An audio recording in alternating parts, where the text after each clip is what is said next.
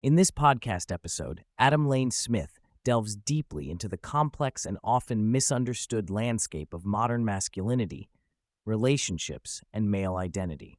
The conversation explores the challenges men face today in forming secure attachments, the biochemical underpinnings of male bonding, and the societal shifts that have left many men disconnected from their purpose and from each other. Adam opens by framing romantic partnerships as a business relationship where the man ideally acts as the CEO and the woman as the COO. This analogy underscores the importance of mutual support and aligned goals in a relationship. The right partner acts as a jet engine, propelling a man forward, while the wrong partner becomes a drain, forcing him to manage problems she refuses to fix. Adam emphasizes that men must seek women who are securely attached, emotionally regulated, and focused on long-term goals, rather than those stuck in chronic survival mode, which manifests as avoidance of responsibility and accountability. This dynamic is bidirectional. Men must provide 4 levels of safety: physical, resource-based, emotional, and biochemical bonding, while women must be able to receive this safety.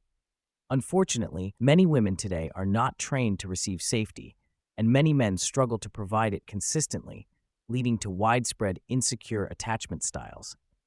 Adam highlights that about 65% of Gen Z are insecurely attached, a trend that correlates with rising personality disorders and fractured human bonds. The discussion moves into attachment theory, explaining how avoidant and anxious attachment styles create dysfunctional dating patterns. Avoidantly attached men, who dominate dating apps, often appear masculine but are emotionally closed off, unable to bond deeply due to blocked oxytocin receptors caused by chronic sympathetic nervous system activation. Anxiously attached men, on the other hand, are often friend-zoned because their emotional instability and neediness repel women biologically wired to seek masculine strength and emotional discipline. Adam critiques the red pill dating philosophy, which encourages anxiously attached men to mimic avoidant behaviors to manipulate anxiously attached women. He traces this toxic cycle back to childhood trauma, often involving mothers with personality disorders, which produces disorganized attachment styles in men. This cycle perpetuates pain and mistrust on both sides, undermining genuine connection. A significant portion of the conversation focuses on the biochemical realities of male bonding and the consequences of blocked oxytocin receptors. Adam explains that many high-performing men live in a chronic state of stress, unable to enter parasympathetic rest and digest mode due to their sympathetic nervous system being constantly activated. This state suppresses oxytocin and GABA production, leading to poor sleep, low mood, diminished testosterone, erectile dysfunction, and ultimately, a shorter lifespan despite outward success. Men in this state often seek novelty dopamine through short-term relationships, which inevitably fade, leaving them lonely and unfulfilled.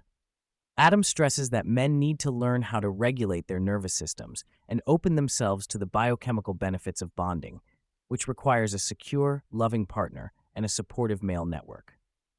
Adam and the host discuss the historical decline and rebirth of masculinity, particularly in the West. Wars, economic hardship, and cultural shifts led to generations of men checking out, with women stepping into traditionally masculine roles. This created a fragile, fledgling masculinity that has struggled to mature, resulting in juvenile performative masculinity, exemplified by displays of wealth and sexual conquest, but lacking emotional depth and responsibility.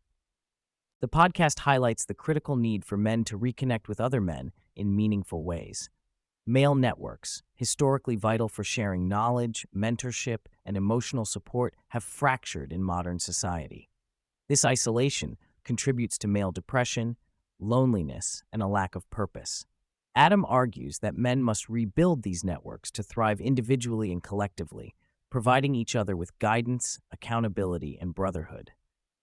A poignant insight emerges around the nature of validation for men. Unlike women, men derive validation primarily from accomplishment and contribution, rather than mere praise or encouragement.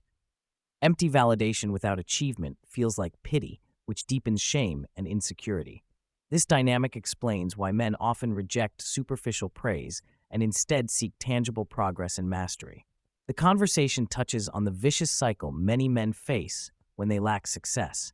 they feel like burdens, which leads to withdrawal and further failure.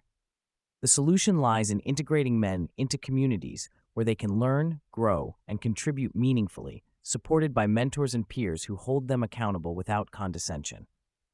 Adam introduces the male sedation hypothesis, which posits that modern men are being pacified by escapist entertainment, such as video games and pornography. This sedation explains the paradox of widespread male loneliness and sexlessness, without the expected rise in antisocial young male syndrome behaviors historically linked to large populations of unmarried men.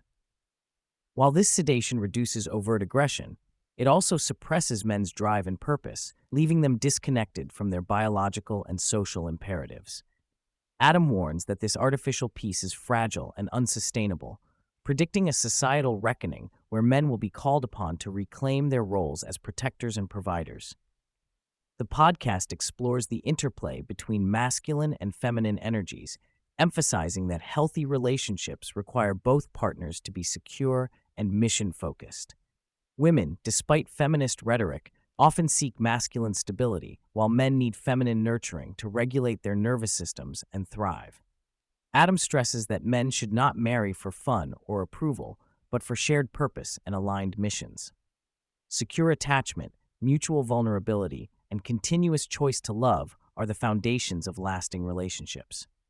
He also notes that secular couples can replicate the benefits seen in religious or arranged marriages by establishing clear shared values, purposes, and communication practices.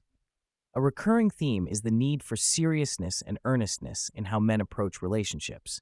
Casual, dopamine-driven connections are fleeting and unsatisfying. Instead, men and women should commit to building something meaningful, grounded in shared goals and honest vulnerability. This approach fosters deep loyalty and long-term fulfillment, contrasting sharply with the transactional, short-term mindset prevalent in much of modern dating culture.